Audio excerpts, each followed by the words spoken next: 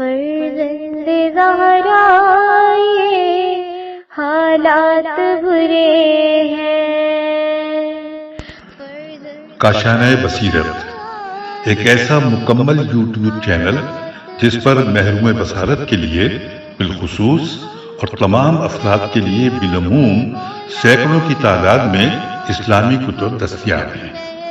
لہذا گزارش ہے کہ آپ اپنی ذمہ داری نبھاتے ہوئے کاشانۂ بصیرت کو سبسکرائب کرنے کے ساتھ ساتھ بیل آئیکن کو پریس کیجیے تاکہ آپ علم کے حصول کے ساتھ ساتھ مذہب اہل بیت کی اشاعت میں بھی اہم کردار ادا کرتے رہیں۔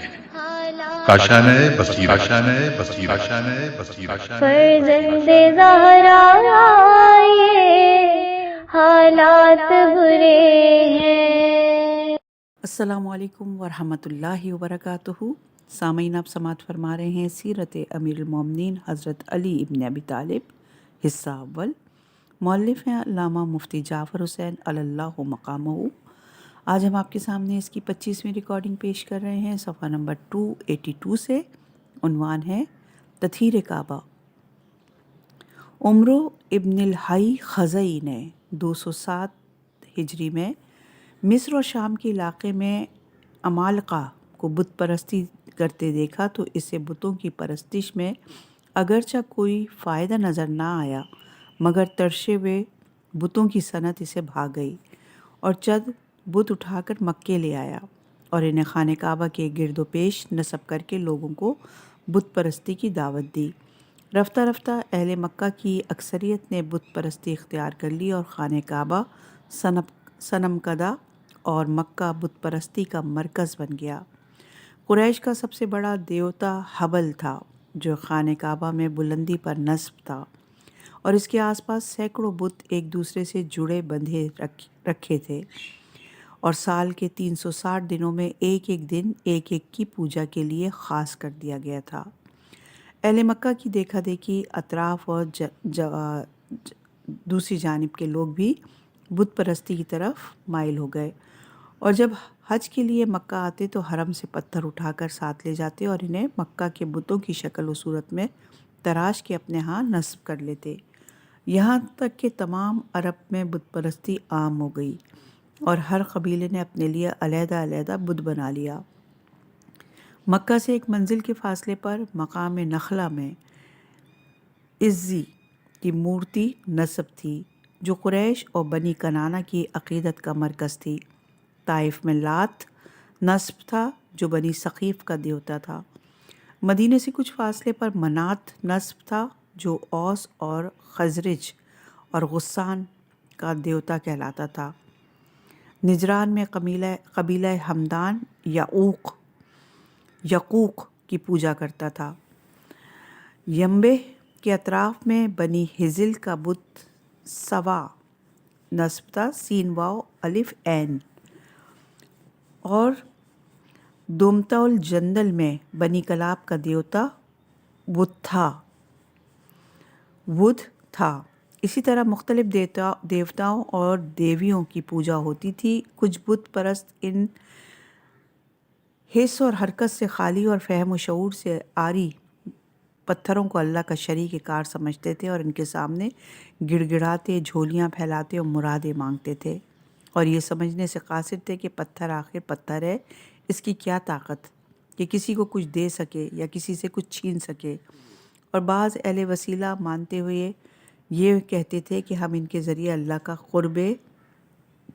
قرب حاصل کرتے ہیں۔ قرآن مجید میں ان کی ترجمانی کرتے ہوئے کہا گیا کہ ہم ان بتوں کو اس لیے پوجتے ہیں تاکہ یہ ہمیں اللہ سے قریب کر دیں۔ مکہ پر فوج کشی کا یہ مطلب نہ تھا کہ پیغمبر صلی اللہ علیہ وآلہ وسلم اپنی مملکت کی حدود کو وسعت دیں اور فاتح اور کشور کشا کہلائیں، بلکہ اصل مقصد بت پرستی کو مٹا کر توحید کا پرچم بلند کرنا تھا۔ چنانچہ مکہ کو زیر نگین کرنے کے بعد سب سے پہلے بتوں کی شکست اور ریخت کی طرف توجہ فرمائی، حالانکہ اس موقع پر یہ اندیشہ تھا کہ قریش کے بت پرستانہ جذبات بھڑک نہ اٹھیں اور وہ اپنے بتوں کی تذلیل اور توہین دیکھ کر حملہ نہ کر دیں، مگر پیغمبر صلی اللہ علیہ وآلہ وسلم نے اپنے فرض منصبی کے سامنے اس خطرے کو قابل اعتنا نہ سمجھا اور پہلے دیواروں پر بنی ہوئی فرشتوں اور نبیوں کی تصویروں کو مٹایا۔ پھر حضرت علی کے ساتھ مل کر نیچے والے بت توڑے جا چکے تو اوپر والے بتوں کو توڑنے کے لیے حضرت علی سے فرمایا کہ اے علی، تم میرے کندھوں پر بلند ہو کر بتوں کو توڑو گے یا میں تمہارے شانوں پر سوار ہو کر انہیں توڑوں؟ عرض کیا یا رسول اللہ، آپ میرے کندھوں پر سوار ہو کر انہیں توڑیں۔ جب پیغمبر آپ کے کندھوں پر سوار ہوئے تو آپ نے کمزوری اور ضعف کا احساس کیا۔ پیغمبر صلی اللہ علیہ وآلہ وسلم آپ کے کندھوں سے اتر آئے اور فرمایا کہ علی، تم میرے کندھوں پر سوار ہو جاؤ۔ حضرت علی دوش پیغمبر پر بلند ہوئے اور چھوٹے موٹے بتوں کے علاوہ حبل کو جو آہنی میخوں سے گڑا ہوا تھا جھٹکا دے کر اکھاڑ لیا اور زمین پر اس طرح پھینکا کہ پاش پاش ہو گیا۔ قریش کے لیے یہ منظر کتنا عبرت خیز ہوگا کہ کل تک جس کے لیے پیشانیاں رگڑتے تھے اور احد میں جس کی جے کے نعرے لگاتے تھے، آج اس کے ٹکڑے پیغمبر کے قدموں میں پڑے ہوئے عجز اور بے بسی کی تصویر بنے ہوئے تھے۔ حضرت علی اس صنم اکبر کو توڑنے کے بعد میزاب کی طرف سے نیچے اترے اور مسکراتے ہوئے پیغمبر سے کہا یا رسول اللہ، میں اتنی بلندی پر سے کودا ہوں مگر ذرا چوٹ نہیں آئی۔ فرمایا اے علی، چوٹ کیوں کر آتی جبکہ محمد صلی اللہ علیہ وآلہ وسلم نے تمہیں بلند کیا ہے اور جبرائیل امین نے تمہیں اتارا ہے۔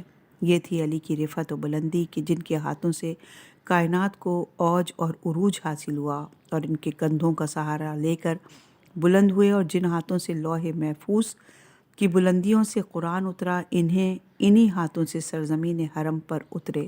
گویا یہ علی کی معراج تھی جو صاحب معراج کے کندھوں پر ہوئی۔ خود حضرت کا ارشاد ہے، اگر میں چاہتا تو آسمان کی بلندیوں کو چھو لیتا۔ یہ رتبہ بلند ملا جس کو مل گیا۔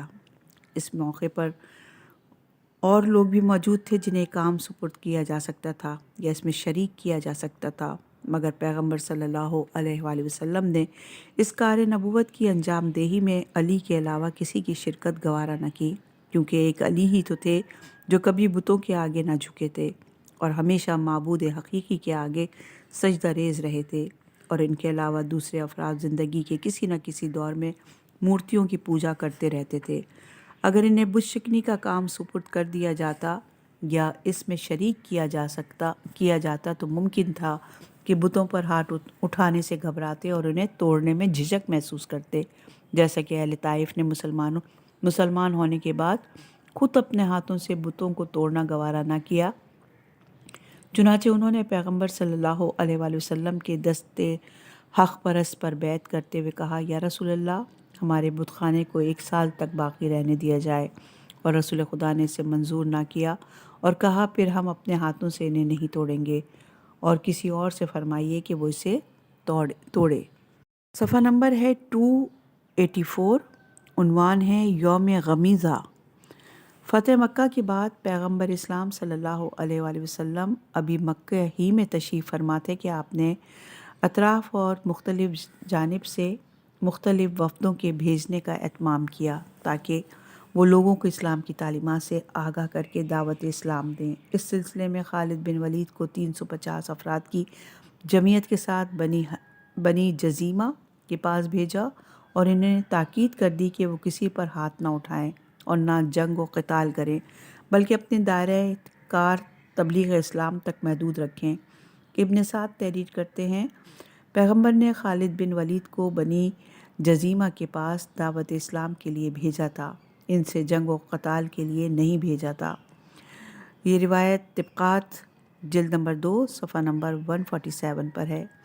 زمانہ قبل اسلام میں خالد کا چچا فحاقہ ابن مغیرہ اور عبد الرحمن کا باپ اوف یمن سے واپسی کے بعد بنی جزیمہ کے چند نوجوانوں کے ہاتھوں سے مارے گئے تھے۔ قریش نے انتقام کے لیے ان پر چڑھائی کی، مگر انہوں نے خون بہا دے کر صلح کر لی اور معاملہ رفع دفع ہو گیا۔ اب خالد کو وفد کی سربراہی کرتے ہوئے ان کے ہاں جانے کا اتفاق ہوا تو ان کے انتقامی جذبات ابھر آئے اور وہ اپنے آپ کو انتقام کشی سے باز نہ رکھ سکے۔ چنانچہ جب یہ وفد مکہ سے 2 منزل کے فاصلے پر چاہ غمازہ پر پہنچا تو وہاں اتر پڑا۔ یہ کنواں بنی جزیمہ کی ملکیت تھا، جس کے آس پاس وہ آباد تھے۔ جب انہوں نے خالد کو لشکر کے ہمراہ اپنے کنویں پر پڑاؤ ڈالے دیکھا تو انہیں یہ اندیشہ ہوا کہ خالد کہیں جنگ نہ چھیڑ دیں۔ انہوں نے پیش بندی کرتے ہوئے ہتھیار باندھ لیے اور لڑنے بھیڑنے پر تیار ہو گئے۔ خالد نے انہیں ہتھیار باندھے دیکھا تو کہا، تم کون ہو؟ کہا، ہم مسلمان ہیں، ہم نے اپنی آبادی میں مسجد تعمیر کر رکھی ہے جس میں اذانیں دیتے ہیں اور نمازیں پڑھتے ہیں۔ خالد نے کہا، جب تم مسلمان ہو تو ہتھیار کیوں باندھ رکھے ہیں؟ کہا، ہم نے ہتھیار اس خیال سے باندھے ہیں کہ سابقہ عداوت کی بنا پر تم جنگ و قتال پر نہ اتر آؤ۔ کہا، تم مطمئن رہو، ہم جنگ نہیں کریں گے اور وہ اپنے ہتھیار اتار کر رکھ دو۔ انہوں نے کہا کہ جب ہم مسلمان ہیں تو اللہ اور اس کے رسول کے خلاف ہتھیار نہیں اٹھائیں گے۔ یہ روایت تاریخ یعقوبی کی جلد نمبر 3 صفحہ نمبر 47 پر موجود ہے۔ یہ کہہ کر انہوں نے ہتھیار اتارنا چاہے کہ ان کے قبیلے کے ایک شخص حجدم نے کہا، ہتھیار اتارنے سے پہلے سوچ سمجھ لو۔ مجھے ایسا معلوم ہوتا ہے کہ خالد ہتھیار اتروانے کے بعد تمہاری مشکیں باندھے گا اور پھر تمہیں تہ تیغ کر دے گا۔ میں ہرگز ہتھیار نہیں اتاروں گا اور تمہیں بھی یہ مشورہ دوں گا کہ اپنے ہتھیار نہ اتارو۔ لوگوں نے اسے سمجھایا بجھایا کہ کیوں اپنی اور اپنے قبیلے کی تباہی کا سامان کرتے ہو؟ جنگ کا دور ختم ہو چکا ہے، اب وہ بھی مسلمان ہیں اور ہم بھی اسلام لا چکے ہیں، پھر اپنوں سے خطرہ کیا اور اندیشہ کس بات کا؟ غرض سب نے ہتھیار اتار کر رکھ دیے۔ خالد نے جب دیکھا کہ سب بے بس و دست و پا ہو گئے ہیں تو انہوں نے اپنے ہمراہیوں کو، جو زیادہ تر انہی کے قبیلے کے تھے، حکم دیا کہ سب کی مشکیں کس لو اور ہتھیار چھین لو۔ چنانچہ انہیں رسیوں میں جکڑ کر ان کے ہتھیار چھین لیے گئے، پھر ایک ایک کر کے سب کو قتل کر دیا گیا۔ عبد الرحمن ابن عوف جو اس مہم میں شریک تھے، خالد کے اس اقدام پر بہت بگڑے اور دونوں میں تکرار شروع ہو گئی۔ عبد الرحمن نے کہا، تم نے زمانہ اسلام میں دور جاہلیت کی حرکت کی ہے۔ خالد نے کہا، میں نے تمہارے باپ عوف کا انتقام لیا۔ عبد الرحمن نے کہا، تم جھوٹ کہتے ہو، میں نے خود اپنے باپ کے قاتل کو قتل کیا تھا، تم نے اپنے چچا فحاکہ ابن مغیرہ کے خون کا بدلہ لے لیا ہے۔ یہ روایت تاریخ طبری جلد نمبر 2 صفحہ نمبر 346 پر موجود ہے، 342 پر موجود ہے۔ مورخ یعقوبی نے تحریر کیا ہے کہ عبد الرحمن ابن عوف نے کہا، خدا کی قسم خالد نے ان لوگوں کو تہ تیغ کیا جو اسلام لا چکے تھے۔ خالد نے ان سے کہا، میں نے تمہارے باپ عوف کے انتقام میں انہیں قتل کیا ہے۔ عبد الرحمن نے کہا، ایسا نہیں ہے، بلکہ تم نے اپنے چچا فحاکہ ابن مغیرہ کا انتقام لیا ہے۔ یہ روایت تاریخ یعقوبی جلد نمبر 3 صفحہ نمبر 47 پر موجود ہے۔ جب پیغمبر اکرم صلی اللہ علیہ وآلہ وسلم کو بنی جزیمہ کے قتل کیے جانے کی خبر ہوئی تو بہت صدمہ ہوا اور قبلہ رخ کھڑے ہو کر اپنے دونوں ہاتھ اوپر اٹھا کر 3 مرتبہ کہا، خداوندہ، میں تیری بارگاہ میں خالد ابن ولید کے اس فعل سے اظہار بیزاری کرتا ہوں۔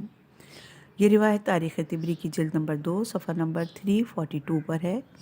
پھر حضرت علی علیہ السلام کو بلا کر فرمایا کہ تم یمن سے آیا ہوا مال لے کر بنی جزیمہ کے پاس جاؤ، چاہے غمیزہ پر جاؤ، اور ایک ایک آدمی کا خون بہا ادا کرو اور ان کا جو نقصان ہوا ہے اس کی تلافی کرو۔ حضرت علی علیہ السلام ان کے ہاں گئے، مقتولین کے وارثوں کو ان کا خون بہا دیا اور ان کے تمام نقصانات کی تلافی کی۔ جب سب کا خون بہا دے چکے تو پوچھا کہ اب کسی کا کوئی مطالبہ تو باقی نہیں رہا؟ کہا کہ اب ہمارا کوئی مطالبہ نہیں ہے۔ فرمایا کہ ابھی میرے پاس کچھ مال بچ رہا ہے، میں اسے واپس لے جانا نہیں چاہتا، وہ بھی تمہیں رسول اللہ کی جانب سے دیتا ہوں۔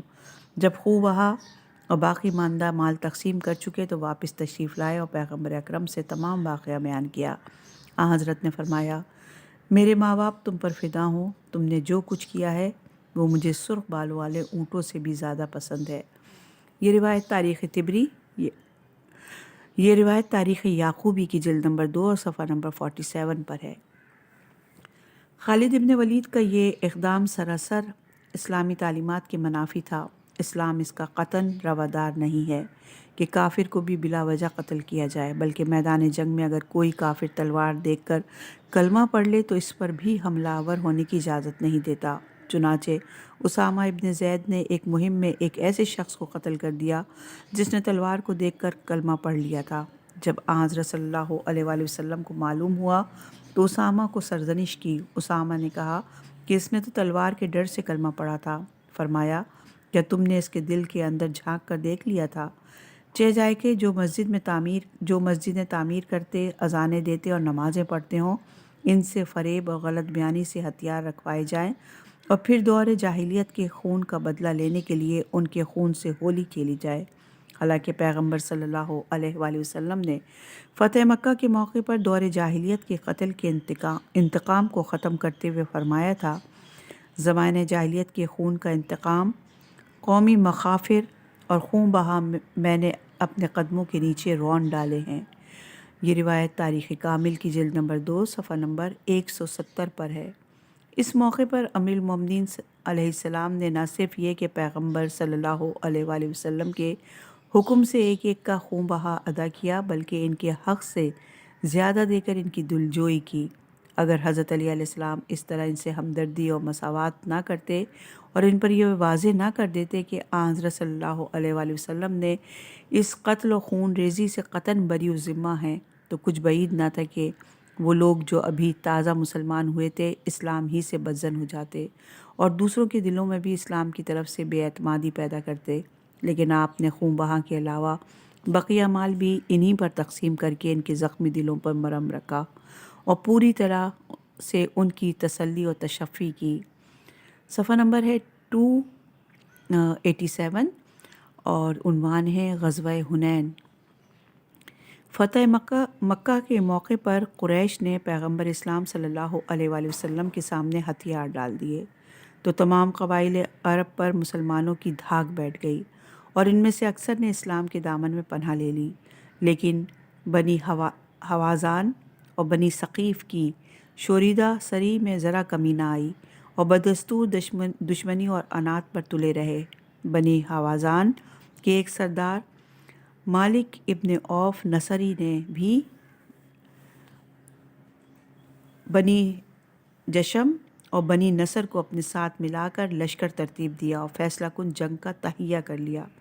بنی ثقیف جنہوں نے پیغمبر اکرم صلی اللہ علیہ وآلہ وسلم پر پتھر برسا کر انہیں طائف سے باہر نکالا تھا، وہ بھی ان کے معاون اور مددگار بن کر اٹھ کھڑے ہوئے۔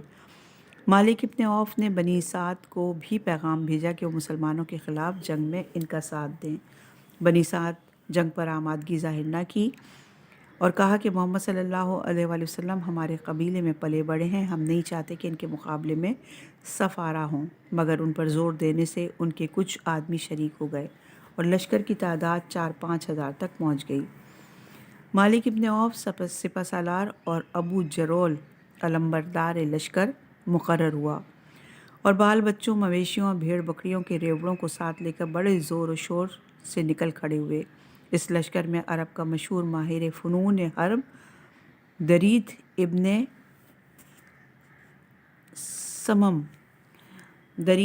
سمم بھی شامل تھا۔ اس کی عمر 120 برس کی تھی اور چلنے پھرنے سے معذور تھا، مگر اسے ایک ہودج میں بٹھا کر اس غرض سے ساتھ لے لیا تاکہ بر وقت اس کے تجربے اور اصابت رائے سے فائدہ اٹھایا جا سکے۔ جب لشکر نے وادی اوتاس میں منزل کی تو اس نے پوچھا کہ یہ کون سی جگہ ہے۔ اسے بتایا گیا کہ یہ وادی اوتاس ہے۔ اس نے کہا یہ جگہ گھوڑوں کی آمد و رفت اور حرب و پیکار کے لیے موزوں رہے گی، اس لیے کہ یہ نہ زیادہ پتھریلی اور سخت ہے اور نہ زیادہ ریتیلی اور نرم۔ اتنے میں اس کے کانوں میں بچوں کے رونے، جھینکنے اور بھیڑ بکریوں کے منمنانے کی آوازیں آئیں۔ اس نے مالک ابن عوف کو بلا کر پوچھا یہ کیسی آوازیں ہیں؟ اسے بتایا گیا کہ عورتیں بچے بھی ساتھ ہیں۔ کہا کہ انہیں کیوں ساتھ لائے ہو؟ کہا کہ بال بچوں کے ساتھ ہوتے ہوئے کوئی میدان چھوڑنے کا ارادہ نہ کرے گا۔ کہا جب میدان سے قدم اکھڑ جاتے ہیں تو پھر عورتوں اور بچوں کا خیال اکھڑے ہوئے قدموں کو روک نہیں سکتا۔ دانش مندی کا تقاضا یہ تھا کہ تم عورتوں اور بچوں کو ساتھ نہ لاتے۔ اگر شکست ہوئی تو ایسی ذلت اور رسوائی کا سامنا کرنا پڑے گا جسے پشتوں تک مٹایا نہ جا سکے گا۔ پھر پوچھا کہ کیا بنی کعب اور بنی کلاب بھی تمہارے ساتھ ہیں؟ کہا وہ تو شریک نہیں ہوئے۔ کہا اگر وہ تمہارے بختاور ہوتا کہا کہ اگر تمہارا بخت یاور ہوتا تو وہ بھی شریک ہوتے۔ میری رائے یہ ہے کہ ہم اپنی بستیوں میں واپس چلے جائیں۔ اگر مسلمان ہم پر حملہ آور ہوئے تو ہم اپنا بچاؤ بھی کر سکیں گے، اور جن قبیلوں نے ہمارا ساتھ نہیں دیا اس صورت میں وہ بھی ہمارا ساتھ دینے پر آمادہ ہو جائیں گے۔ مالک نے اس کی رائے سے اتفاق نہ کیا۔ دردید نے کہا تم جانو میں تمہارے کسی کام میں دخل نہیں دوں گا۔ مالک تو یہ چاہتا تھا کہ وہ کسی کام میں دخل نہ دے تاکہ جنگ جیتنے کی صورت میں کامیابی کو اس کی رائے کا نتیجہ نہ سمجھا جائے۔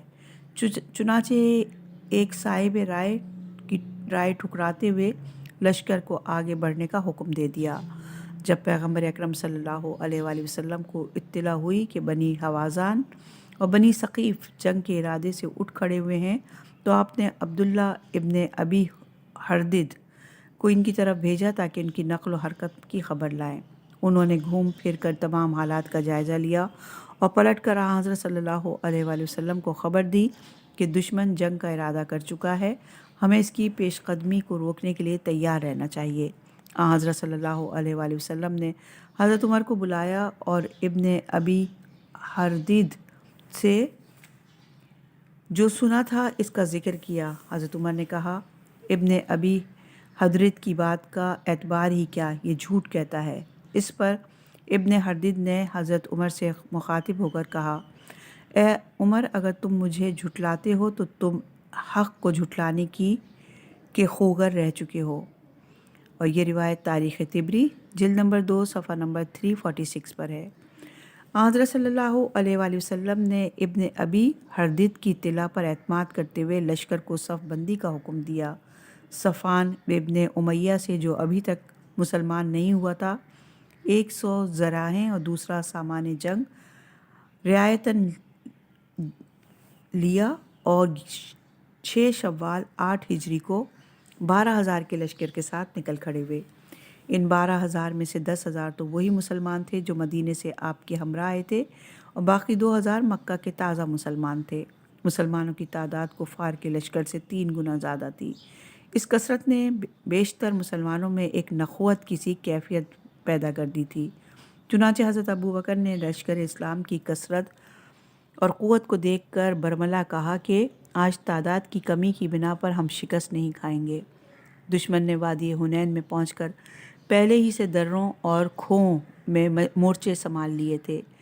حنین مکہ اور طائف کے درمیان پھیلے ہوئے پہاڑوں کے اندر ایک وادی کا نام ہے، جس میں ایک طرف مستحا اور ہموار میدان ہے اور دوسری طرف گہرے کھڈے، پرپیچ گھاٹیاں اور دشوار گزار کھائیاں تھیں۔ جب مسلمان صبح ہی صبح وادی حنین میں پہنچے اور تنگ اور ڈھلواں راستوں سے ہوتے ہوئے آگے بڑھے تو دشمن نے کمین گاہوں سے نکل کر یک بار کی تیروں اور پتھروں کی بارش کر دی۔ مسلمان اس ناگہانی حملے کے لیے تیار نہ تھے۔ لشکر میں عام بھگدڑ مچ گئی۔ لشکر سب سے پہلے مقدمۃ الجیش نے راہ فرار اختیار کی، جس کے سربراہ خالد بن ولید تھے۔ جب عقب میں آنے والوں نے خالد کو اپنے دستہ سپاہ کے ساتھ بھاگتے دیکھا تو وہ بھی بھاگ کھڑے ہوئے، یہاں تک کہ ایک کو دوسرے کی خبر نہ رہی اور جس کا رخ ہوا ادھر نکل گیا۔ ابو قتادہ جو ان بھاگنے والوں میں شامل تھے بیان کرتے ہیں مسلمانوں نے راہ فرار اختیار کی اور میں بھی ان کے ساتھ بھاگ نکلا۔ اچانک میں نے ان لوگوں میں عمر ابن خطاب کو دیکھا تو کہا کیا ہو گیا ان لوگوں کو؟ کہا کہ اللہ کی مرضی۔ یہ روایت صحیح بخاری جلد نمبر 3 صفحہ نمبر 45 میں۔ حدیث اور سیر کی کتابوں میں اس فرار کا تذکرہ ہوا ہی ہے۔ خود قرآن مجید نے بھی اس پر واشگاف لفظوں میں تبصرہ کیا ہے۔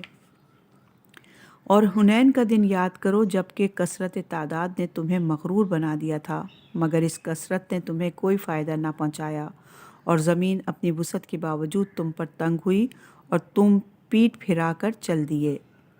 ابو سفیان نے مسلمانوں کو بھاگتے دیکھا تو کہا ابھی کیا ہے، یہ لوگ شکست کھا کر سمندر تک بھاگیں گے۔ آج اسلام کا سحر ٹوٹ گیا ہے۔ کچھ لوگوں نے کہا آج لات اور حبل نے اپنی پامالی کا بدلہ لے لیا ہے۔ یہ لوگ اگرچہ لشکر اسلام میں شامل تھے مگر دل سے شریک نہ ہوئے تھے، اور نہ ہی ان سے یہ توقع کی جا سکتی تھی کہ جنگ کا نقشہ بگڑنے کی صورت میں پیٹھ نہیں دکھائیں گے۔ مگر تعجب تو اس امر پر ہے کہ بیت رضوان میں شریک ہونے والے اور موت پر پیمان باندھنے والے بھی ثابت قدم نہ رہ سکے۔ دیکھتے ہی دیکھتے 12,000 کا جمع غفیر چھٹ گیا اور پیغمبر صلی اللہ علیہ وآلہ وسلم کے پاس معدود چند آدمی رہ گئے۔ ایک روایت کی بنا پر علی ابن ابی طالب، عباس ابن عبد المطلب، ابو سفیان ابن حارث اور عبداللہ ابن مسعود صرف 4 آدمی ثابت قدم رہے، اور ایک روایت کی بنا پر 10 آدمی باقی رہے۔ علی ابن ابی طالب، عباس ابن عبد المطلب، فضل ابن عباس، ابو سفیان ابن حارث، ربیعہ ابن حارث، عبداللہ ابن زبیر ابن عبد المطلب، عتبہ اور معتب پسران ابو لہب اور ایمن ابن عبید پیغمبر اسلام خچر پر سوار میدان میں کھڑے تھے۔ عباس اور فضل آپ کے دائیں بائیں استادہ تھے۔ ابو سفیان عقب سے زین پکڑے ہوئے تھے، اور حضرت علی پیغمبر کے سامنے تلوار سے دشمن کی یلغار روک رہے تھے، اور باقی جانباز حضرت صلی اللہ علیہ وآلہ وسلم کے گرد گھیرا ڈالے ہوئے تھے۔ دشمن کا زور بڑھتا جا رہا تھا۔ مالک ابن عوف پیغمبر صلی اللہ علیہ وآلہ وسلم پر حملے کے ارادے سے بڑھا۔ ایمن ابن عبید نے اس کا حملہ روکا اور دفاع کرتے ہوئے شہید کر دیا۔ تاریخ کا بیان ہے کہ قوت برداشت، صبر و تحمل اور اطمینان و ثابت قدم میں پیغمبر صلی اللہ علیہ وآلہ وسلم سے بڑھ کر کوئی دیکھنے میں نہیں آیا۔ اس وقت آپ کی زبان پر یہ الفاظ تھے جو آپ کے اطمینان و سکون قلب کے ترجمان ہیں۔ میں عبد المطلب کا فرزند ہوں، میں نبی ہوں جس میں جھوٹ نہیں، میں عبد المطلب کا فرزند ہوں۔ آپ نے مسلمانوں کو میدان چھوڑ کر جاتے دیکھا تو داہنی طرف اور بائیں طرف رخ کر کے انہیں آواز دی، اے اللہ کے بندو، کہاں جا رہے ہو؟ جب اس آواز پر کوئی پلٹتا نظر نہ آیا تو عباس سے کہا، چچا تم انہیں بلند آواز سے پکارو۔ عباس نے ایک گروہ انصار اے بیت رضوان میں شریک ہونے والوں کہہ کر انہیں پکارا۔ اس آواز پر کچھ لوگ پلٹے۔ حضرت علی نے انہیں اپنے پرچم کے نیچے جمع کیا اور دشمن پر حملہ آور ہونے کے لیے بڑھے۔ ادھر دشمن بھی جنگ کے لیے تیار تھا۔ دونوں فریق ایک دوسرے پر تلواریں سروں سے ٹکرا کر چنگاریاں برسانے لگے تو حضرت صلی اللہ علیہ وآلہ وسلم نے فرمایا، اب جنگ کا تنور گرم ہوا ہے۔ بنی حزوان کا علمبردار ابو جرول اونٹ پر سوار تھا، سیاہ پرچم کو لہراتا، جوش میں رجز پڑتا اور حملوں پر حملے کرتا ہوا آگے بڑھا۔ حضرت علی اس کی طاق میں تھے۔ عقب سے اس کے اونٹ کے پیروں پر تلوار ماری، اونٹ نیچے گرا۔ ابو جرول بھی ابھی سنبھلنے بھی نہ پایا تھا کہ آپ نے اس پر تلوار کا وار کیا اور اس کے 2 ٹکڑے کر دیے۔ ابو جرول کا قتل ہونا تھا کہ دشمن کی رہی سہی ہمت ختم ہو گئی۔ قدموں کا جماؤ اکھڑ گیا اور گرتے پڑتے بھاگ کھڑے ہوئے۔ دشمن کی صفوں کو منتشر ہوتے دیکھ کر وہ لوگ جو کونے کھدروں میں دبکے پڑے تھے پلٹ آئے اور سب نے مل کر دشمن کو تلواروں کی باڑ پر رکھ لیا۔ کچھ قتل ہوئے، کچھ اسیر کر لیے۔ ابھی یہ سلسلہ جاری تھا کہ چاشت کا وقت آ گیا۔ حضرت صلی اللہ علیہ وآلہ وسلم نے فرمایا کہ اب ہاتھ روک لیا جائے اور اسیران جنگ کو قتل نہ کیا جائے، مگر پیغمبر کے روکنے اور منع کرنے کے باوجود 2 اسیر قتل کر دیے گئے۔ ان میں ایک ابن اکو تھا جو فتح مکہ کے موقع پر بنی حزیل کی طرف سے جاسوسی کا کام کرتا تھا۔ حضرت عمر نے اسے بے دست و پا دیکھا تو ایک انصاری کو اشارہ کیا کہ اس نے اسے قتل کر دیا، اور دوسرا جمیل ابن معمر تھا، یہ بھی ایک انصاری کے ہاتھ سے مارا گیا۔ جب رسول خدا نے اس سے جواب طلبی کی تو اس نے کہا، مجھ سے عمر ابن خطاب نے کہا کہ اسے قتل کر دو۔ حضرت صلی اللہ علیہ وآلہ وسلم نے فرمایا، کیا میں نے تمہیں اسیروں کے قتل کرنے سے منع نہیں کیا تھا؟ اور پھر خفگی اور ناراضگی کا اظہار کرتے ہوئے حضرت عمر کی طرف سے منہ پھیر لیا۔ آخر کچھ دنوں کے بعد عمیر ابن وہب کے کہنے سننے سے ان کی غلطی سے درگزر فرمایا۔ اسی طرح ایک عورت کے قتل پر حضرت صلی اللہ علیہ وآلہ وسلم قبیدہ خاطر ہوئے اور اس کی لاش کو دیکھ کر پوچھا کہ اسے کس نے قتل کیا ہے۔ لوگوں نے بتایا کہ خالد بن ولید نے۔ آپ نے ایک آدمی سے کہا کہ خالد کے پاس جاؤ اور اسے کہو، رسول خدا تمہیں عورتوں، بچوں اور مزدوروں کو قتل کرنے سے منع کرتے ہیں۔ یہ روایت تاریخ کامل جلد نمبر 2 صفحہ نمبر 180 پر موجود ہے۔ جنگ ختم ہو گئی مگر مسلمانوں نے کفار کا تعاقب جاری رکھا اور ان کے چوپایوں، بھیڑ بکریوں اور دوسرے ساز و سامان کو اپنی تحویل میں لے لیا، اور بقیت السیف میں سے ایک بڑی تعداد کو، جن میں عورتیں بچے بھی شامل تھے، جنگی اسیر بنا لیا۔ حضرت صلی اللہ علیہ وآلہ وسلم نے بنی سعد کو ایک شخص بہاد کے بارے میں حکم دیا تھا کہ اسے جہاں پاؤ زندہ گرفتار کر لو۔ چنانچہ مسلمانوں نے اسے اور اس کے خاندان والوں کو گرفتار کر لیا۔ ان اسیروں میں پیغمبر اکرم صلی اللہ علیہ وآلہ وسلم کی رضائی بہن شیمہ بنت حارث بھی تھیں۔ جب قیدیوں کے ساتھ ان پر بھی کچھ سختی ہوئی تو انہوں نے کہا، مسلمانوں میں تمہارے رسول کی دودھ شریک بہن ہوں۔ میں نے تمہارے رسول کو کھلایا اور انہیں لوریاں دی ہیں، اور میری ماں نے انہیں دودھ پلایا ہے۔ مسلمانوں کو اس پر یقین نہ آیا۔ جب انہیں رسول اللہ کے سامنے پیش کیا گیا تو انہوں نے کہا، یا رسول اللہ، میں آپ کی بہن شیمہ بنت حلیمہ ہوں۔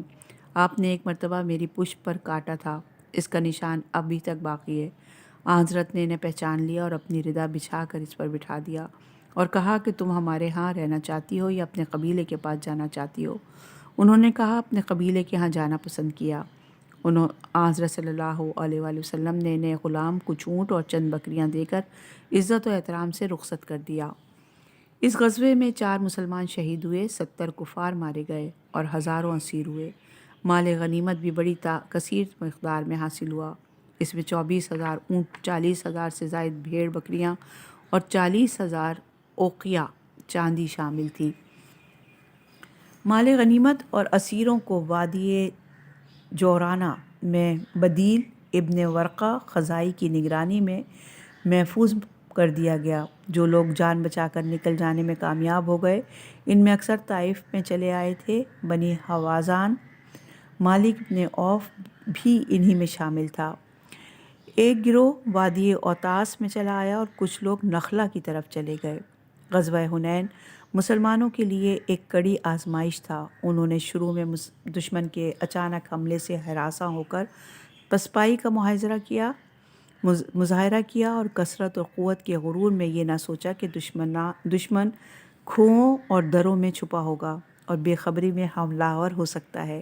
اگر وہ احتیاط برتتے اور دشمن کی طرف سے غافل نہ رہتے تو نوبت وہاں تک جو نہ پہنچتی جہاں تک پہنچی۔ بے شک لشکر اسلام میں فتح مکہ کے نتیجے میں مسلمانوں کی بھی ایک جمعیت تھی جو اسلام کی سربلندی کے لیے جان کا خطرہ مول لینے کے لیے تیار نہ تھی، مگر اکثریت تو انہی مسلمانوں کی تھی جو فتح مکہ سے پہلے اسلام لا چکے تھے اور پیغمبر صلی اللہ علیہ وآلہ وسلم کے ہم رکاب رہ کر جنگوں میں شریک بھی ہو چکے تھے۔ مگر فتح مکہ سے پہلے کہ مسلمان ہوں یا بعد کے، کسی نے بھی اسلام کی شکست پر کسر نہ اٹھا رکھی تھی۔ اگر اس موقع پر پیغمبر اکرم صلی اللہ علیہ وآلہ وسلم اور ان کی گنتی کے چند عزیز و اقارب بھی میدان سے ہٹ جاتے تو پھر ایسی شرمناک شکست ہوتی کہ سابقہ فتوحات پر بھی پانی پھر جاتا اور مسلمانوں کی جو دھاک قبائل عرب پر بیٹھ چکی تھی ایک دم ختم ہو جاتی۔ اس فتح و کامرانی میں سب سے زائد حصہ حضرت علی علیہ السلام کا ہے، جنہوں نے ایک لمحے کے لیے بھی میدان سے ہٹنا گوارا نہیں کیا اور پیغمبر کے سینہ سپر بن کر دشمن کے حملوں کو روکتے رہے، بلکہ انہی کے استقلال اور ثبات قدم کی وجہ سے باقی 9 آدمیوں کے قدم جمے رہے، کیونکہ ان میں کوئی نہ ہمت و شجاعت میں آپ سے بڑھ کر تھا اور نہ آپ سے زیادہ حرب و ضرب کے مارکے جھیلے ہوئے تھے، اور انہی کے ثبات قدم سے متاثر ہو کر جانے والے واپس پلٹے اور پھر آپ ہی کے لشکر کفار کے علمبردار کو قتل کر کے مسلمانوں کے حوصلے بلند کیے اور 70 مقتولین میں سے 40 جنگجوؤں کو تہہ تیغ کر کے ایک طرف اپنی شجاعت اور پرجگری کی دھاک بٹھائی، دوسری طرف اسلام کو نمایاں فتح و کامرانی سے ہمکنار کیا۔ غرض اللہ کی تائید و نصرت، پیغمبر کے استقلال و استقامت اور علی مرتضیٰ کی جرأت اور نبرد آزمائی سے مسلمانوں کو ہزیمت کے بعد سرخروئی حاصل ہوئی اور پھر طاغوتی طاقتوں کو ان کے مقابلے میں جتھا بندی کی جرأت نہ ہو سکی۔ صفحہ نمبر ہے 292 اور عنوان ہے محاصرہ طائف۔ بنی ثقیف اور ان کے سردار مالک ابن عوف نصری نے حنین سے بھاگ کر طائف میں پناہ لی اور سال بھر کا سامان رسد اور آلات حرب و ضرب جمع کر کے قلعہ بند ہو گئے۔ لشکر اسلام نے حضرت صلی اللہ علیہ وآلہ وسلم کی سربراہی میں طائف کا رخ کیا اور قلعہ کے سامنے پڑاؤ ڈال کر انہیں محاصرے میں لے لیا۔ دونوں طرف سے تیروں کا تبادلہ ہوتا رہا، مگر مسلمان کھلے میدان میں پڑے تھے اور کفار قلعہ بند ہونے کی وجہ سے بڑی حد تک محفوظ تھے۔ انہوں نے قلعے کے اوپر سے اس قدر تیر برسائے کہ کچھ مسلمان شہید ہو گئے اور بہت سے زخمی ہوئے۔ جب دشمن کو زیر کرنے کی کوئی صورت نظر نہ آئی تو سلمان فارسی نے منجیق کے ذریعے قلعے کے دیوار پر سنگ بارہ کرنے کا مشورہ دیا۔ چنانچہ منجیق کے ذریعے پتھر برسا کر قلعے کی دیواروں میں شگاف ڈالے۔ جب مسلمانوں نے اس شگاف کے راستے سے قلعے کے اندر داخل ہونا چاہا تو کفار نے دہکتی ہوئی آہنی سلاخیں ان پر پھینکی۔ مسلمان مجبور ہو کر پیچھے ہٹے اور قلعے کو سر کرنے میں کامیاب نہ ہو سکے۔ اسی دوران میں پیغمبر اکرم صلی اللہ علیہ وآلہ وسلم نے حضرت علی کو طائف کے گرد و نواح میں جانے کے لیے کہا اور انہیں مامور فرمایا کہ جہاں کہیں بت خانہ نظر آئے اسے مسمار کر دیں۔ حضرت علی ایک دستہ سپاہ کے ساتھ چل دیے۔ ابھی رات کی تاریکی چھٹنے نہ پائی تھی کہ قبیلے بنی خصم کی طرف سے گزر ہوا۔ انہوں نے مزاحمت کی اور ان میں ان کا ایک نامور جنگجو آگے بڑھ کر مبارز طلب ہوا۔ حضرت علی نے اپنے ہمراہیوں سے کہا تم میں سے کوئی آگے بڑھ کر اسے ٹھکانے لگائے، مگر کسی کو ہمت نہ ہوئی۔ جب کوئی آمادہ نہ ہوا تو آپ خود تیار ہوئے۔ ابو العاص ابن ربیع نے آپ کو تیار ہوتے دیکھا تو کہا آپ ٹھہریے میں جاتا ہوں۔ فرمایا اب مجھے ہی جانے دو، اگر میں کام آ گیا تو اس دستے کے سربراہ تم ہوگے۔ یہ کہہ کر حضرت اس پر جھپٹے اور پہلے ہی وار میں سے قتل کر دیا۔ بنی خصم نے اسے قتل ہوتے دیکھا تو پیچھے ہٹ گیا اور پھر کسی کو مقابلے میں آنے کی جرت نہ ہو سکی۔ حضرت نے قدم آگے بڑھائے اور بنی حوازان اور بنی ثقیف کا جو بھی بت خانہ نظر آیا اسے توڑ پھوڑ کر خاک میں ملا دیا۔ جب تمام علاقے بتوں سے پاک ہو گئے تو واپس پلٹے۔ پیغمبر صلی اللہ علیہ وآلہ وسلم نے انہیں آتا دیکھا تو بلند آواز سے تکبیر کہی اور ان کا ہاتھ پکڑ کر ایک گوشے میں لے گئے اور دیر تک کچھ راز و نیاز کی باتیں کرتے رہے۔ کچھ لوگوں کو یہ راز دانا انداز گفتگو ناگوار ہوا۔ کہنے لگے آج تو ابن ام سے سرگوشیوں کا سلسلہ دراز ہو گیا ہے۔ حضرت عمر سے رہا نہ گیا، انہوں نے رسول اللہ سے برملا کہہ دیا آپ علی علیہ السلام سے خلوت میں باتیں کرتے ہیں اور ہمیں قریب بھی پھٹکنے نہیں دیتے۔ فرمایا میں نے علی سے راز کی باتیں نہیں کی ہیں بلکہ اللہ تعالیٰ نے کی ہیں۔ یہ روایت صحیح ترمذی صفحہ نمبر 477 پر ہے۔ انہی ایام محاصرہ میں نافع ابن ایلان بنی ثقیف کے چند سواروں کو لے کر قلعے سے باہر نکلا۔ حضرت علی علیہ السلام نے اس کا تعاقب کر کے طائف کی ایک وادی وج میں اسے قتل کیا۔ اس کے قتل ہوتے ہی اس کے ساتھی بھاگ کھڑے ہوئے اور پھر محصورین میں سے کسی کو باہر نکلنے کی جرت نہ ہو سکی۔ اس عرصے میں طائف کے اطراف میں رہنے والوں نے اسلام قبول کر لیا اور بنی ثقیف کے چند غلام بھی قلعے سے باہر نکل کر آزادی کے وعدے پر مسلمان ہو گئے۔ مسلمانوں کو محاصرہ کیے 20 دن سے زائد ہو چکے تھے اور ابھی تک قلعہ فتح ہوتا نظر نہ آتا تھا۔ حضرت صلی اللہ علیہ وآلہ وسلم نے نوفل ابن معاویہ ویلی سے محاصرے کی طویل ہونے کا ذکر کیا تو اس نے کہا یا رسول اللہ لومڑی اپنی بھٹ میں گھس گئی ہے، اگر انتظار کیا جائے تو اسے پکڑا جا سکتا ہے، اگر چھوڑ دیا جائے تو کسی ضرر کا اندیشہ بھی نہیں ہے۔ حضرت صلی اللہ علیہ وآلہ وسلم نے بنی ثقیف کو ان کی حالت پر چھوڑ کر محاصرہ اٹھا لینا مناسب سمجھا اور اعلان فرمایا کہ کل ہم یہاں سے چل دیں گے۔ چنانچہ دوسرے دن صحابہ نے محاصرہ اٹھا لیا اور واپسی کے ارادے سے اٹھ کھڑے ہوئے۔ اینینا ابن حسن فرازی اینینا ابن حسن فزاری نے جب مسلمانوں کا محاصرہ اٹھاتے ہوئے اور بنی ثقیف کو اپنے تحفظ میں کامیاب ہوتے ہوئے دیکھا تو بنی ثقیف کو اچھے الفاظ سے یاد کیا، جس پر ایک شخص نے کہا تم سپاہ اسلام میں شامل ہوتے ہوئے دشمن کی مدح و توصیف کرتے ہو؟ کہا خدا کی قسم میں اس لیے نہیں آیا تھا کہ تمہارے ساتھ مل کر بنی ثقیف سے لڑوں، بلکہ میری غرض یہ تھی کہ محمد صلی اللہ علیہ وآلہ وسلم طائف کو فتح کر لیں گے تو میں بنی ثقیف کی کسی عورت کو کنیزی میں لے سکوں گا۔ یہ روایت تاریخ طبری کی جلد نمبر 2 صفحہ نمبر 355 میں ہے۔ کچھ لوگوں نے کہا یا رسول اللہ، بنی ثقیف کے لیے بد دعا ہی کرتے جائیے۔ حضرت نے بد دعا کے بجائے یہ الفاظ فرمائے، خدایا بنی ثقیف کو ہدایت فرما اور انہیں میرے پاس حاضر کر۔ اور یہ روایت تاریخ کامل کی جلد نمبر 2 اور صفحہ نمبر 18 پر موجود ہے۔ پیغمبر اکرم صلی اللہ علیہ وآلہ وسلم کی دعا کی قبولیت تھوڑی عرصے بعد ظاہر ہو گئی اور بنی ثقیف کا ایک نمائندہ وفد مدینے میں حضرت کی خدمت میں حاضر ہوا اور کہا یا رسول اللہ، ہم اسلام قبول کرتے ہیں، مگر ہماری یہ استدعا ہے کہ 3 برس تک بنی ثقیف کے بت لات کو توڑا نہ جائے۔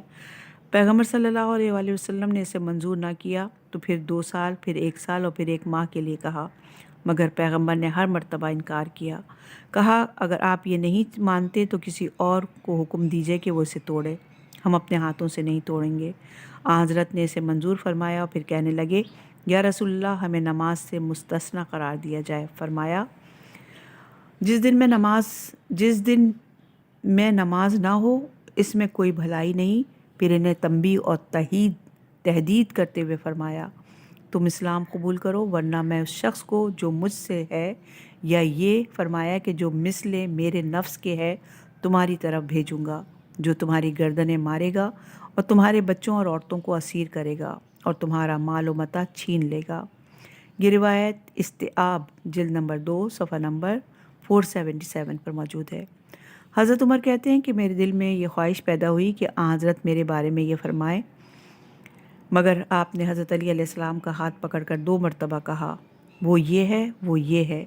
اس وفد نے پلٹ کر اپنے قبیلے سے یہ تمام گفتگو نقل کی اور وہ سب کے سب غیر مشروط طور پر حلقہ بگوش اسلام ہو گئے۔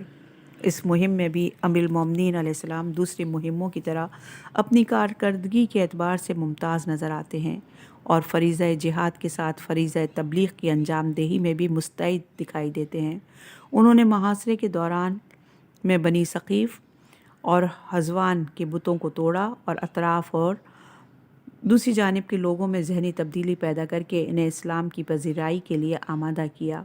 بنی قسم کے ایک جنگجو کو قتل کر کے انہیں پسپا ہونے پر مجبور کیا اور نافع ابن غیلان کو تہہ تیغ کر کے بنی ثقیف کے سواروں کو مار بھگایا، اور آخر میں انہی کے نام سے مروب و متاثر ہو کر انہوں نے اسلام کے دامن میں پناہ لی۔